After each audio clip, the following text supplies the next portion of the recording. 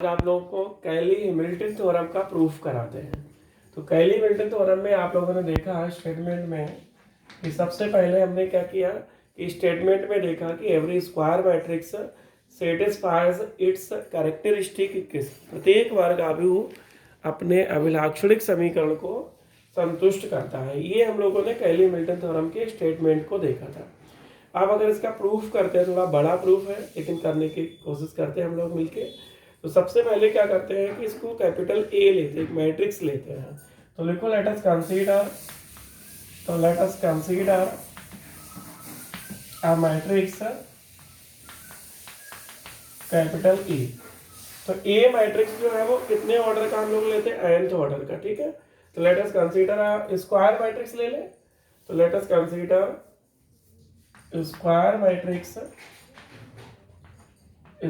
Matrix capital A of order n। तो हम मान लेते हैं कि कैपिटल ए n कोटि का कोई वर्ग अभिव्यय है। तो माना कैपिटल ए स्मॉल n कोटि का कोई वर्ग अभिव्यय है। तो ए की जो ऑर्डर है वो कितनी है, स्मॉल n है। ठीक, तो इसका मतलब हुआ कि जो ए मैट्रिक्स हम लिखेंगे तो उस मैट्रिक्स में जो वैल्यूज आएंगी वो इस तरह के एलिमेंट होंगे, A11, A12, A13 up to A1n। इस तरह का फर्स्ट रो होगी A11, A12, A13 dot dot A1। Second row होगी A21, क्योंकि रो और कॉलम बराबर होंगे, n होंगे, A22, A23 up to A2n। अगला होगा A31, A32, A33 up to A3n। तो इस तरह से हम लोग आगे बढ़ते हैं। तो ये हो जाएगा AN1, AN1, AN2, AN3 up to AN।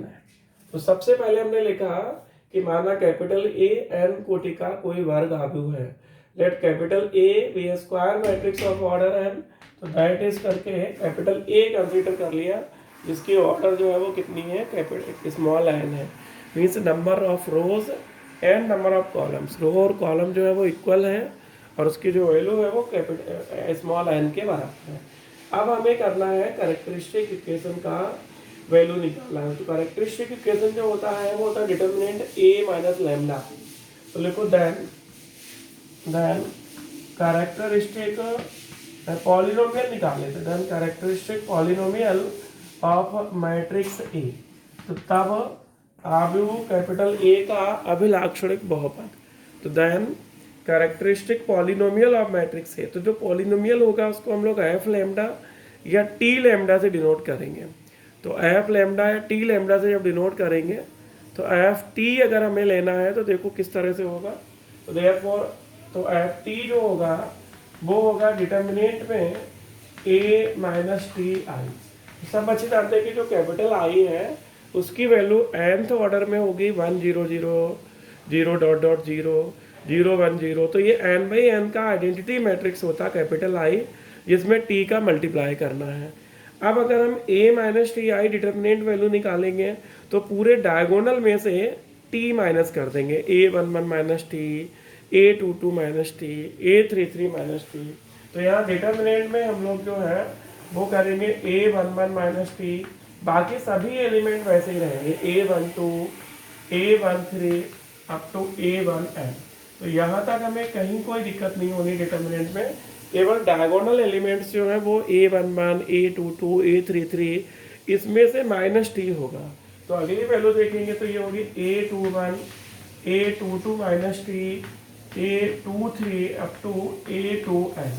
अगली होगी A31, A32, A33 minus T dot dot A3n। और आखिरी जो रो होगी, लास्ट रो nth रो, वो होगी AN1, AN2, AN3 up to ANn minus T. तो इस तरह से हम सब जानते हैं कि जो डिटर्मिनेंट होता है उसमें से जब a माइनस टी आई करते हैं तो बहुत सरल तरीके से उसके डायगोनल एलिमेंट्स जो हैं उनमें से माइनस टी या माइनस लैम्डा कर देते हैं। अब देखो जो डिटर्मिनेंट है उसको कितना बाई कितने का है, n बाई n का। तो इट मीन्स अगर हम इस डिटर्मिनेंट को एक्सपेंड करते हैं तो ये nth ऑर्डर पॉलिनोमियल देगा। तो आप सब जानते हो कि nth ऑर्डर पॉलिनोमियल जो है वो t की पावर n में होगा। तो मान लेते हैं कि इसको एक्सपेंड करने पे जो वैल्यू है वो है a0 plus a1t plus a2t square plus dot dot plus an t to the power n। तो यहाँ पे माना लिख देना, ऐसे वाइज से लिख देना, क्योंकि डिटरमिनेंट तो हम लोगों ने खोला नहीं है। हमने मान लिया है कि अगर इस डिटरमिनेंट को खोलते हैं तो इसका जो वैल्यू पॉसिबल होगा वो वैल्यू होगा a0 plus a1t plus a2t square plus dot dot plus an t to the power n। तो ये हमारा एफ टी का वैल्यू है। तो एफ टी इक्वल टू इतना हो गया a0 plus a1t dot dot an t की पावर n। तो अब हमें चाहिए कैरेक्टरिस्टिक इक्वेशन।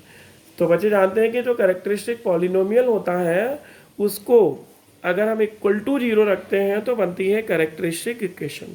तो देयरफॉर कैरेक्टरिस्टिक इक्वेशन, तो therefore characteristic equation of matrix है, तो अभिलाक्षणिक एक आव्यूह एक अभिलाक्षणिक समीकरण जो होगा वो होगा एफ टी इक्वल टू 0। तो एफ टी क्या है? Characteristic polynomial. इक्वल टू 0 रखेंगे तो वो बनेगा कैरेक्टरिस्टिक इक्वेशन। तो देयरफॉर अभिलाक्षणिक समीकरण है आव्यूह कैपिटल ए का अभिलाक्षणिक समीकरण एफ टी इक्वल टू 0। तो एफ टी की जो वैल्यू है उसको 0 रखेंगे तो a0 plus a1t a2t square plus dot dot plus an t की पावर n इक्वल टू 0। तो this is the characteristic equation. अब हमें प्रूफ क्या करना है? तो हमें प्रूफ ये करना है कि कैपिटल ए इस इक्वेशन को सेटिस्फाई करता है। तो नीचे लिखो now we have to prove that, ऐसे ही लिख सकते हो now we shall prove that. तो now we shall prove that capital A satisfy this equation. तो अब हमें सिद्ध करना है कि कैपिटल ए इस समीकरण को संतुष्ट करता है। तो हमें सिद्ध करना है कि कैपिटल ए इस समीकरण को संतुष्ट करता है। तो now we have to prove that capital A satisfy this equation. तो कैपिटल ए इस इक्वेशन को अगर सेटिस्फाई करता है तो एफ टी जहां है वहां एफ ए होगा, मीन्स पूरी इक्वेशन में टी की जगह ए होगा। अब देखो एक बड़ी बात कि अगर ये टी की जगह ए होगा तो हमें मैट्रिक्स लेफ्ट हैंड में पूरा इक्वेशन जो है मैट्रिक्स इक्वेशन होगी। तो अगर ये सब मैट्रिक्स है तो जो a0 है ये अकेला कांस्टेंट नहीं रहेगा, तो इसे भी मैट्रिक्स फॉर्म में बदलना पड़ेगा। तो इसका मतलब हुआ कि we have to prove that a0 i लिखना पड़ेगा, क्योंकि i जो है वो मैट्रिक्स है, आइडेंटिटी मैट्रिक्स है, और ये सब अपने आप मैट्रिक्स हो जाएंगे a1 a a2 a square up to an a की पावर n इक्वल टू 0।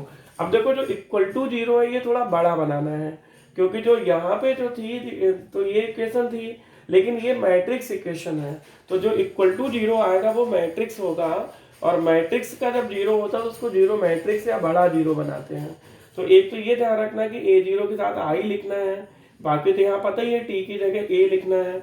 ये भी ध्यान रखना कि इक्वल टू 0 जो है वो थोड़ा बड़ा होगा, क्योंकि इट इज अ 0 मैट्रिक्स। तो ये हमें प्रूफ करना है, हिंदी में कहेंगे टू प्रूव। तो आप लोग देख लो एक बार अच्छे से कि हमने एक एफ टी निकाला। तो एफ टी की जो वैल्यू है वो a0 plus a1t dot dot plus an t की पावर n मान लिया। अब हमने कहा कि कैरेक्टरिस्टिक इक्वेशन जो अभिलाक्षणिक समीकरण है वो एफ टी इक्वल टू 0 होगा, और सिद्ध करना है कि कैपिटल ए इस इक्वेशन को सेटिस्फाई करता है। तो अगर कैपिटल ए से सेटिस्फाई करता है तो टी की जगह ए और a0 जो कांस्टेंट है उसके साथ कैपिटल आई। तो ये हम प्रूफ करने वाले हैं कि a0 i plus a1 a plus a2 a square plus dot dot plus an a to the power n equal to 0 matrix. अब हम लोग यहाँ से आगे बढ़ेंगे और जो लास्ट थ्योरम का पार्ट है जो प्रूफ करना है वो करेंगे। तो देखो प्रूफ करने के लिए हमें बहुत सरलता से ये a0 i प्लस ये प्रूफ करना है। तो यहाँ पे कुछ थ्योरेटिकल लाइन है जिनको याद करना है और ध्यान से लिखना है। तो सबसे पहली लाइन देखो, तो देखो एलिमेंट्स ऑफ, लिखो द एलिमेंट्स ऑफ मैट्रिक्स। अभी जो हम लोगों ने मैट्रिक्स देखा था a माइनस टी आई, तो a माइनस टी आई के जो एलिमेंट है वो पहला एलिमेंट है a11 माइनस टी, फिर a12 a13। तो पूरे मैट्रिक्स में जो एलिमेंट है उसमें कहीं पे टी स्क्वायर या टी क्यूब नहीं है, मीन्स टी की जो हाईएस्ट पावर है उस मैट्रिक्स में वो 1 है। तो उस लाइन को हम यहाँ लिख रहे हैं, the elements of matrix A minus T I are of at most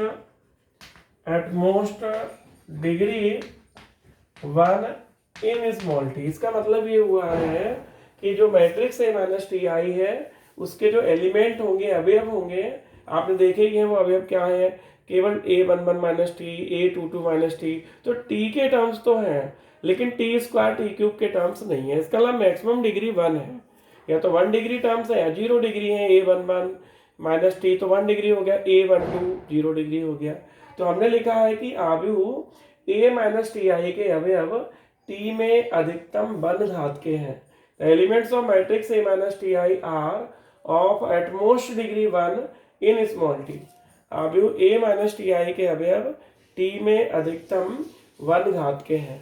तो आप लोग देख रहे हैं कि टी में इनकी जो पावर है वो ज़्यादा कितनी होगी, 1 होगी। अब एक दूसरी चीज़ कि आप लोग जानते होंगे कोफैक्टर कैसे मिलता है। तो कोफैक्टर मिलता है हम लोगों को, जैसे A11 निकालता है कोफैक्टर यहाँ पे, तो इसके रो छोड़ दो कॉलम छोड़ दो। तो रो कॉलम जब छोड़ते हैं तो हमें कोफैक्टर मिलते हैं, ठीक है। और जो आप लोगों ने याद होगा कि एडजॉइंट लिखते हैं उसमें कोफैक्टर लिखते हैं A11, A12, A13। तो यहाँ लिखो कि elements of adjoint A minus T I are cofactors of A minus T I. तो हम जानते हैं, लिखो आगे कि चूंकि adjoint A minus T I के अवयव A माइनस टी आई के सहखंड होते हैं। तो इस लाइन को हिंदी में दोबारा सुन लो कि चूंकि adjoint A minus T I के अवयव A माइनस टी आई के सहखंड होते हैं। तो आप लोगों ने देखा कि सहखंड निकालने के लिए रो छोड़ते हैं कॉलम। तो अभी जो मैट्रिक्स था वो nth ऑर्डर डिटर्मिनेंट को खोला था, तो nth ऑर्डर पॉलिनोमियल मिला था। अब अगर हम रो कॉलम छोड़ देंगे तो वहां जो पॉलिनोमियल हमें मिलेगा वो होगा एक कम, मीन्स n-1 डिग्री पॉलिनोमियल होगा। इसका मतलब adjoint A minus T I जो होंगे तो वो कितने डिग्री एलिमेंट्स रखेगा, n-1 डिग्री रखेगा, ठीक है। तो लिखो therefore the elements of adjoint A minus T I. तो therefore elements of adjoint A minus T I are of at most degree n-1 in small t. इसका मतलब हुआ कि इसलिए adjoint A minus T I के अवयव T में अधिकतम n-1 घात के होंगे। इसका मतलब या तो n-1 घात के होंगे या उससे भी कम होंगे। तो adjoint A minus T I के जो एलिमेंट हैं वो n-1 या उससे कम डिग्री के होंगे। इसे दोबारा सुन लो कि the elements of matrix A minus T I are at most degree 1 in small t, and we know that elements of adjoint A minus ti are cofactors of A minus ti. Therefore elements of adjoint A minus ti are of at most degree n-1 in small t. Hindi में बोल देते हैं कि अवयव A minus T I के अवयव T में अधिकतम 1 घात के होंगे, तथा हम जानते हैं कि adjoint A minus T I के अवयव A माइनस टी आई के सहखंड होते हैं। इसलिए adjoint A minus T I के अवयव T में अधिकतम n-1 घात के होंगे। तो अगर adjoint A minus T I के एलिमेंट इस शकल सूरत में होंगे तो हम ऐसा कुछ मान लेते हैं। तो लिखो so let us suppose that, अतः हम मान लेते हैं कि कि जो adjoint A minus T I है तो वो कुछ इस तरह का मान लेते हैं, B0 plus B1t plus B2t square up to, ये वैल्यू मान लिया कि Bn-1 और t की पावर n-1। तो एक बार फिर देख लो कि मान लेते हैं कि adjoint A minus T I equal to B0 plus B1t plus B2t square plus dot dot plus and आखिरी टर्म है Bn-1 t की पावर n-1। तो इस तरह का हम लोगों ने सपोज कर लिया है कि adjoint A minus T I है। अब जो B0 B1 है ये आपको लग रहा होगा कि ये कहाँ से आ गए हैं, तो नीचे लिख लो एक लाइन में कि वे जहाँ B0 B1 B2 dot dot Bn-1, तो जहाँ B0 B1 B2 dot dot Bn-1 are square matrices of order small n which are independent of T. Hindi में सुन लो कि जहाँ b0 b1 b2 b3 dot dot bn minus one N कोटि के वर्ग अवयव हैं जो टी से स्वतंत्र हैं। इसका मतलब इनमें टी नहीं होगा। क्यों? क्योंकि टी की पावर कितनी हो सकती है? Maximum n minus one. तो वो हम लोगों ने वहाँ लिखी ली है टी की पावर n माइनस वन। तो b0 b1 b2 dot dot bn minus one are square matrices of order n which are independent of T.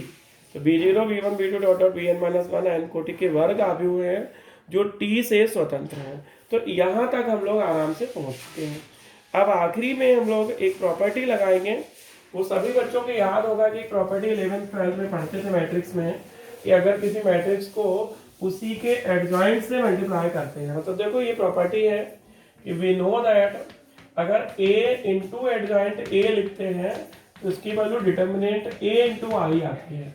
तो ये प्रॉपर्टी सबको पता है कि किसी भी मैट्रिक्स को उसके एडजॉइंट से मल्टीप्लाई करने पे जो हमें वैल्यू मिलती है वो होती है डिटर्मिनेंट a इंटू आई।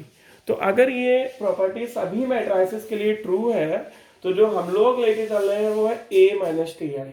तो क्या हम यहाँ एक ही जगह रिप्लेस कर सकते हैं a माइनस टी आई से? तो देखो अगर a माइनस टी आई से रिप्लेस करते हैं तो a minus T I adjoint a minus T I equal to में determinant a minus T I और इंटू कैपिटल आई। तो कैपिटल आई इसलिए लिख रहे हैं कि डिटर्मिनेंट एक नंबर होता है, संख्या होती है, एक्सप्रेशन होता है, तो वो मैट्रिक्स की फॉर्म में आ जाए इसलिए कैपिटल आई कर लेते हैं। अब हमें दो वैल्यूज पता है। देखो अभी अभी हम लोगों ने adjoint a minus T I की वैल्यू देखी है और स्टार्टिंग में हम लोगों ने जहाँ से लिखा था ऐसे भाई माना, वहाँ हम लोगों ने determinant a minus T I की वैल्यू लिखी। तो इस तरह से आप देखोगे तो दो वैल्यू पता है, एक ये वैल्यू पता है और एक ये वैल्यू। तो दोनों वैल्यूज को यहाँ पुट कर देते हैं। तो यहाँ a माइनस टी आई तो एज इट इज रहने दो। अब देखो adjoint a minus T I को जो सपोजिशन था अभी उसको हम लिखते हैं b0 b1 t b2 t square dot dot last term है bn माइनस वन टी की पावर n माइनस वन। तो देखो bn माइनस वन टी की पावर n माइनस वन से पहले की टर्म अगर हम सोचते हैं तो वो कुछ इस तरह से होगी bn minus two T to the power n minus two और आखिरी तो आप लोगों को पता ही है कि bn minus one T N minus one. तो ये हमारा adjoint a minus T I की जो वैल्यू है v0 प्लस b1 t b2 t square up to bn minus one T की पावर n माइनस वन। अब हम वैल्यू डालेंगे determinant a minus T I की। तो वो वैल्यू हम लोगों ने सपोज की थी a0 plus a1 t a2 t square और लास्ट टर्म तो आपको पता ही a n t की पावर n है और उससे पहले लिखनी हो तो ये an minus one T N minus one और this is an t n और आई जरूर लिखना है। अगर आप लास्ट में कैपिटल आई नहीं लिखते हो तो ये गलत होगा क्योंकि मैट्रिक्स लेफ्ट हैंड में है तो राइट हैंड में भी मैट्रिक्स लगेगा। अब थोड़ा ध्यान देना क्या कि हमें बहुत सरल सा मल्टीप्लिकेशन करना है। तो मल्टीप्लिकेशन कैसे करना है देखो बच्चों कि सबसे पहले हम कैपिटल A का सभी एलिमेंट्स में मल्टीप्लाई कर लेंगे। देखो राइट हैंड को टच नहीं करना, जैसा लिखा है a0 a1 t a2 t square additive रहेगा ये। बस लेफ्ट हैंड में हमें दो बार काम करना है, a का पूरे में मल्टीप्लाई करना है और फिर टी आई का पूरे में मल्टीप्लाई करना है और उनको सेट करना है कांस्टेंट टर्म में क्या आएगा, टी कितना आएगा, टी स्क्वायर कितना आएगा, तो ये हमें करना है। तो सबसे पहले a का मल्टीप्लाई करके देखते हैं बच्चे। तो a का मल्टीप्लाई करोगे तो यहाँ आएगा a इंटू b0, a का b0 में तो a इंटू b0 प्लस देखो a का अगले में करेंगे तो आएगा a b1 t और अगले में करेंगे तो आएगा a b1 t स्क्वायर। इस तरह के टर्म से यहाँ पहले a का मल्टीप्लाई करने पे मिलेंगे। आखिरी टर्म अगर लिखना है तो a bn माइनस वन होगा। तो आखिरी टर्म हम लिख देते हैं a bn minus one T की पावर n माइनस वन। तो ये हमारा a का multiply b0 b1 dot dot bn minus one में हो गया है। अब हम माइनस साइन लगाएंगे और टी आई का जो मल्टीपल है ये सभी में करेंगे एक एक करके। तो माइनस साइन लगाएंगे यहाँ पे और देखो टी आई का जब b0 में करेंगे तो दिस इज आई b0 और t तो आएगा ही आएगा। तो आई b0 t आएगा, यहाँ पे करेंगे तो t स्क्वायर हो जाएगा। तो ये हो जाएगा आई b1 और t स्क्वायर हो जाएगा। एक टर्म और लिखना हो तो और लिख दो आई b2 t क्यूब। हमें ज़रूरत नहीं है तो हम नहीं लिख रहे हैं यहाँ पे, प्लस डॉट डॉट कर रहे हैं। अब देखो सेकेंड लास्ट में अगर मल्टीप्लाई होता है तो टी का मल्टीप्लाई टी की पावर n-2 में करोगे तो टी की पावर एक बढ़ जाती है, मल्टीप्लिकेशन पावर ऐड होते हैं, तो t इंटू टी की पावर n-2 करोगे तो ये वैल्यू होगी टी की पावर n-1, तो ये होगा आई बी n-2, ये वैल्यू होगा आई बी n-2 और t की पावर n-1। फिर देखो कि टी आई का मल्टीप्लाई सेकेंड लास्ट टर्म में करोगे तो माइनस तो बाहर कॉमन है, आई बी n-2 टी की पावर n-2 इंटू टी होगा तो एक बढ़ जाएगा तो टी की पावर n-1। आखिरी टर्म टी आई का मल्टीप्लाई जब bn-1 टी की पावर n-1 से करोगे तो देखो n-1 और 1 मिलके टी की पावर n होगा और आई bn-1 होगा, तो लास्ट टर्म होगा आई bn-1 और टी की पावर n इक्वल टू में कुछ चेंज नहीं होगा, जैसा लिखा है a0 प्लस a1t और ब्रैकेट बंद करके वैसा ही कंप्लीट वैसा ही रहेगा। तो देखो अच्छे से कि किस तरह से हम लोगों ने मल्टीप्लाई किया है, a का मल्टीप्लाई पूरे से कर दिया है यहाँ पे, फिर माइनस चिन्ह लगा के टी आई का पूरे से कर दिया है और यहाँ इक्वल टू में एज इट इज छोड़ दिया है, कोई चेंजेस नहीं होंगे। अब हम लोग इकट्ठे टर्म्स करेंगे। देखो पहला टर्म अकेला है, कांस्टेंट टर्म है, और आखिरी जो टर्म है वो टी की पावर n है, वो भी अकेला है, तो फर्स्ट टर्म और लास्ट टर्म ये एक जैसे होने वाले हैं।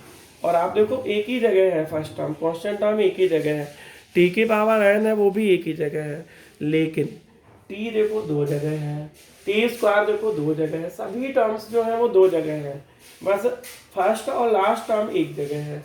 तो सबसे पहले अच्छे बच्चे बन के पहला टर्म लिखो, फिर दूसरा लिखो, फिर सेकेंड लास्ट टर्म लिखो, फिर लास्ट टर्म लिखो।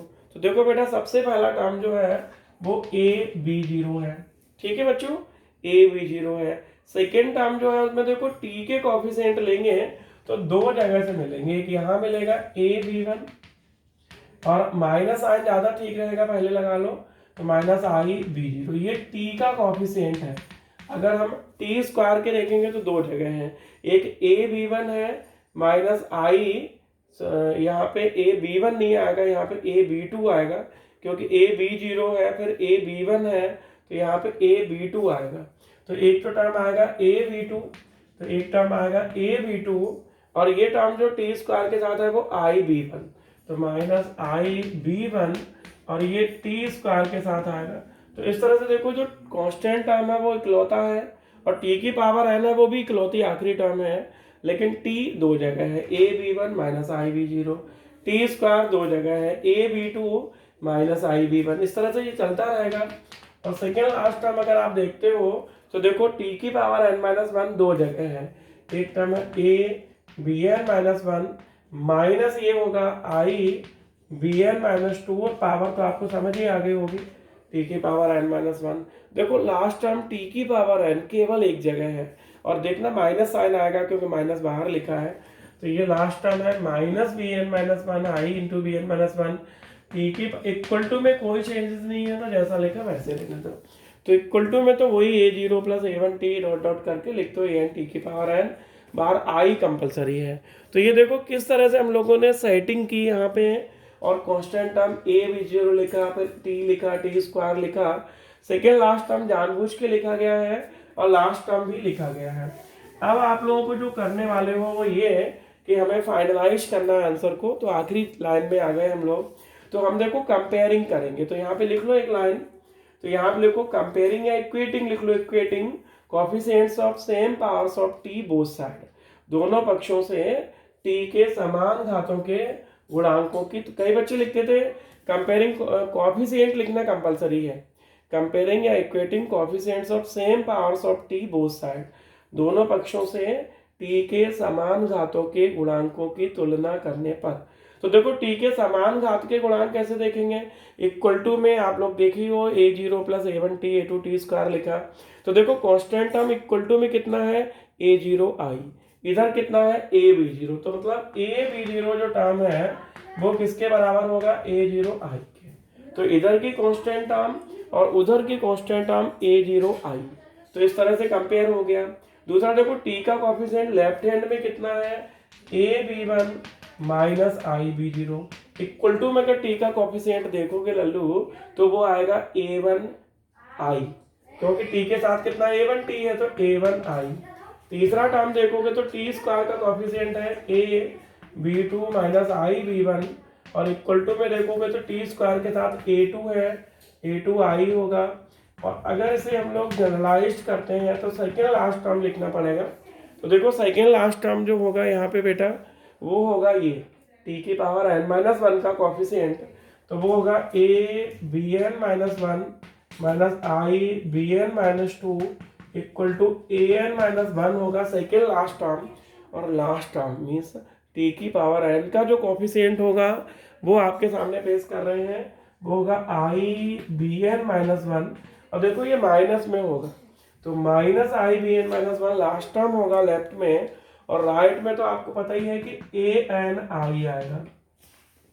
तो हम देख रहे हैं कि जो लेफ्ट राइट का इक्वेशन है उसमें constant term A B zero left में इक्वल टू में ए जीरो आई है, इधर टी का कॉफिशिएंट है A B one minus I B zero, t square का coefficient A B two minus I B one, और इक्वल टू में तो ए जीरो है, फिर A one A two dot dot, last term है A B N minus one minus I B N minus two, और equal to A N minus one. Capital I इसलिए लगा रहे हैं कि मैट्रिक्स बन जाए। लास्ट टर्म है minus I B N minus one equal to A n I. तो इन इक्वेशन से हमें आंसर फाइनलाइज करना है जो लाना था F A equal to zero means A zero I plus A one A plus A two A square dot dot A N A की पावर एन, ये हमें लाना है। तो हमें करना क्या पड़ेगा, इन इक्वेशन में सिस्टमेटिक जो है करस्पॉन्डिंग टर्म्स में पहला टर्म है इसमें कैपिटल आई का मल्टीप्लाई करेंगे, ये जो सेकेंड है इसमें ए का करेंगे, इसमें ए स्क्वायर का करेंगे, तो इस तरह से इसमें ए की power N minus one last में ए की पावर एन का। तो इस तरह जब मल्टीप्लाई करेंगे तो देखो जो लेफ्ट हैंड है वो ए बी जीरो और ए का मल्टीप्लाई करेंगे तो ए बी जीरो, ये कैंसिल हो जाएगा। ऐसे इसमें ए स्क्वायर का करेंगे तो ए स्क्वायर बी वन ए स्क्वायर बी वन कैंसिल हो जाएगा। तो लेफ्ट हैंड की पूरी क्वांटिटी कैंसिल हो जाएगी मीन्स इक्वल टू जीरो आएगा, और राइट हैंड में आपको मिलेगा ए जीरो आई। देखो आई को जब ए से मल्टीप्लाई करें या ए को आई से तो ए ही आएगा, क्योंकि आई तो वन की तरह होता है, तो ए वन आई हो जाए, ए वन आई टू ए होगा तो ये आएगा ए जीरो आई प्लस ये आएगा ए वन ए, फिर आएगा ए टू ए स्क्वायर। तो इस तरह का राइट हैंड का टर्म्स तो बचेंगे, लेकिन लेफ्ट हैंड में देखो ये इससे कैंसिल हो जाएगा, ये इससे कैंसिल हो जाएगा, सभी टर्म्स कैंसिल होंगे, और आफ्टर कैंसिलेशन लेफ्ट हैंड की वैल्यू हो जाएगी जीरो और इधर की वैल्यू आपको मल्टीप्लाई कर करके मिल जाएगी। तो एक लाइन ध्यान से सुनो, लिखो मल्टीप्लाइंग एबव मैट्रिक्स इक्वेशंस, लिखो उपरोक्त आव्यूह समीकरणों को क्रमशः इसलिए है कि पहले में आई का दूसरे में ए का, इस तरह से। तो multiplying above matrix equations by I A square dot dot A to the power N minus one and A की power n respectively and adding. फिर सुनो कि उपरोक्त आव्यूह समीकरणों को क्रमशः capital I comma A square dot dot A की power N minus one comma A की पावर एन से गुणा करके जोड़ने पर, तो I A square dot dot A की पावर एन माइनस वन ए की पावर एन से गुणा करके जोड़ने पर, तो देखो जब हम जोड़ेंगे तो हमने बता दिया लेफ्ट हैंड का तो वैल्यू जीरो हो जाएगा, राइट हैंड में आपको पता है ए जीरो आई आएगा, क्या मिलेगा ए जीरो आई, ये आई इंटू ए करोगे तो आएगा ए वन ए, फिर देखो यहाँ पे ए टू इंटू ए स्क्वायर आएगा। तो इस तरह से हमें एक वैल्यू तो मिलेगी, और लास्ट टर्म करोगे तो ए एन ए की पावर एन होगा, सेकेंड लास्ट लिखोगे तो ए एन माइनस वन ए की पावर एन माइनस वन होगा, और इक्वल टू में आपको दिख रहा होगा सब कटेंगे, तो this is equal to zero matrix. तो ये थोड़ा बड़ा जीरो बनाना क्यों, लेफ्ट में मैट्रिक्स है, तो आप देख रहे होंगे कि जो वैल्यू है वो एफ ए है, तो इसका मतलब F A equal to zero जो है वो हम लोगों को मिल गया है। तो इस तरह से हम लोगों ने कैली मिल्टन थ्योरम को कंप्लीट किया है, और बहुत ही अच्छे से लिख सकते हैं नीचे कि therefore capital A satisfies it's characteristic equation, या ये लिख दो कि every square matrix satisfies it's characteristic equation, प्रत्येक वर्ग आव्यूह अपने अभिलाक्षणिक समीकरण को संतुष्ट करता है। तो ये थी हमारी कैली मिल्टन थ्योरम। तो थोड़ा सा हमने स्पीड से पढ़ाया है जिससे कि वीडियो बहुत बड़ा ना हो, फिर भी आप लोगों को समझ आया होगा, और इसे जब हम लोग डिटेल में पढ़ते हैं तो और क्लियर हो जाएगा। सब बच्चे इसे पढ़ें अच्छे से और ध्यान दें। Thank you.